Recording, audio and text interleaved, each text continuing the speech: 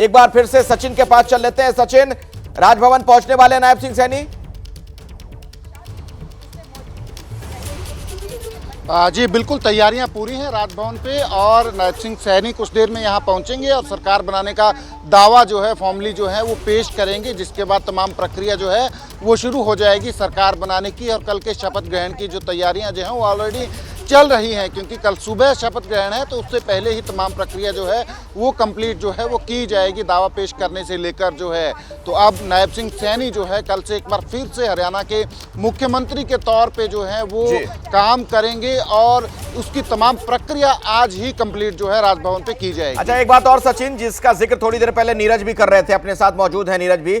अब जो इस बार मंत्रिमंडल होगा, क्या उसमें बहुत बड़ा बदलाव होने जा रहा है? क्या एवरेज एज हम कम देखेंगे कैबिनेट में इस बार?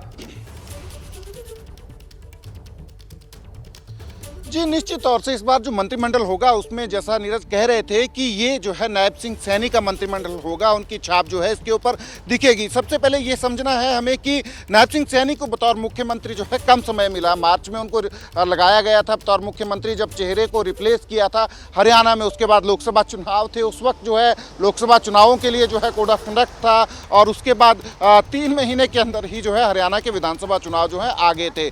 तो नायब सिंह सैनी को बतौर मुख्यमंत्री जो है काम करने का वक्त जो है वो कम मिला है, पर उसके बावजूद हरियाणा में बीजेपी ने जो है थंपिंग मेजॉरिटी जो है हासिल की है। तो निश्चित तौर से, और दूसरा कारण ये भी है कि लोकसभा चुनावों के बाद ये चुनाव जो है बड़ा महत्वपूर्ण चुनाव था भारतीय जनता पार्टी के लिए। और तमाम जो चाहे वो ओपिनियन पोल थे, एग्जिट पोल थे, वो जो है बीजेपी की हालात जो है वो अच्छे नहीं बता रहे थे। बावजूद उसके बीजेपी जो है तीसरी बार सत्ता में आने में यहाँ कामयाब हुई है। तो निश्चित तौर से ये जो मंत्रिमंडल होगा उसमें नायब सिंह सैनी की छाप होगी। और एक ट्रांजिशन पीरियड है हरियाणा की बीजेपी में, हम इसको समझ सकते हैं कि ट्रांजिशन फेज है, उसमें जो है अब नए फेसेस जो हैं बीजेपी लीडरशिप में जो हैं वो आएंगे और उनको मंत्रिमंडल में जो है वो जगह भी मिलेगी, क्योंकि इस जीत के साथ अब हरियाणा में बीजेपी नए प्रयोग करने की स्थिति में भी नजर आ रही है, बिल्कुल फ्रंट फुट पर है।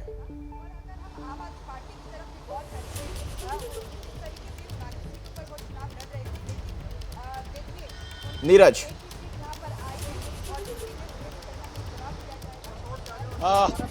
अखिलेश अपना सवाल फिर से दोहराएंगे? मैं ये कह रहा था नीरज आपसे कि ये जो जीत बीजेपी को हम मिली, तीसरी बार लगातार सत्ता में भारतीय जनता पार्टी, इससे एक मजबूती वहां पार्टी को मिली है। और मुझे लगता है कि आने वाले दिनों के लिहाज से, भविष्य की राजनीति के लिहाज से बीजेपी कुछ एक्सपेरिमेंट्स, कुछ प्रयोग करने की स्थिति में भी वहां पर है।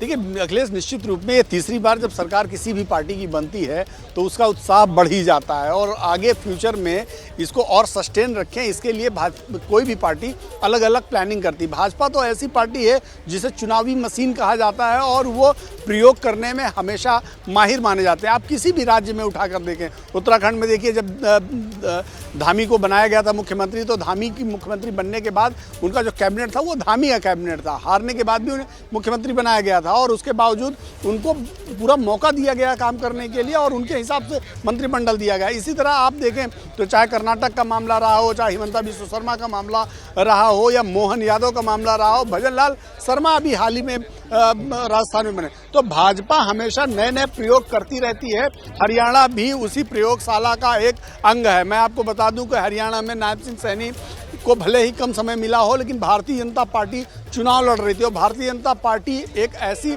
पॉलिटिकल पार्टी है जो हर चीज़ के लिए प्लानिंग बना कर रखती है। उसको मालूम था कि चुनाव हम जीतेंगे तो कैसे क्या क्या आगे कर।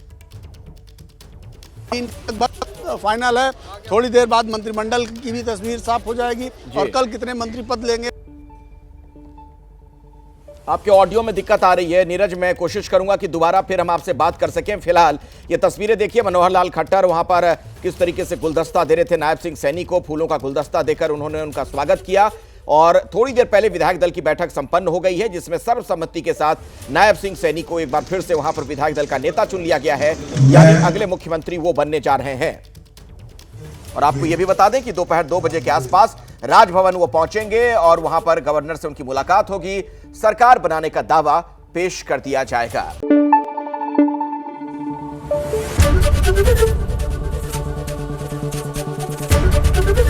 एबीपी न्यूज आपको रखे आगे।